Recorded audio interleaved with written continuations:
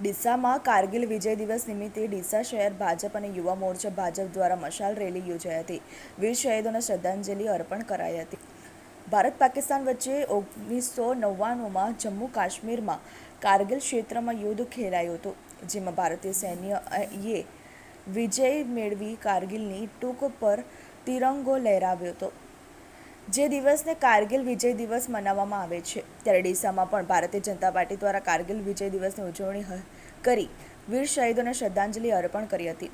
ભારતીય સૈન્ય વિજય દિવસ અથવા કારગિલ વિજય દિન 26મી જુલાઈએ ભારતના પાકિસ્તાન પર કારગિલ યુદ્ધમાં વિજયના કારણે ઉજવવામાં આવે છે. ઈસવીસન 1999માં કારગિલ વિજય પછી ભારતના તત્કાલિક વડાપ્રધાન અટલ બિહારી વાજપેયીએ આ દિવસને કારગિલ વિજય દિવસ તરીકે જાહેર કર્યો હતો, જે અંતર્ગત ડીસામાં ભારતીય જનતા પાર્ટી ડીસા શહેર અને ભાજપ યુવા મોરચા ડીસા શહેર અને ડીસા તાલુકા દ્વારા મશાલ રેલી યોજી વીર શહીદોને શ્રદ્ધાંજલિ અર્પણ કરવામાં આવી હતી.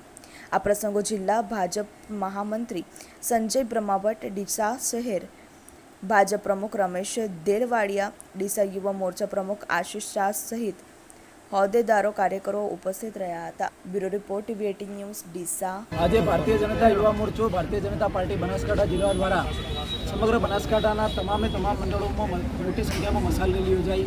આ મશાલ રેલી 1999માં ભારતનું આપણું કારગિલ યુદ્ધ જે હતું એમાં ભારતે જ્વલંત વિજય પ્રાપ્ત કર્યો હતો.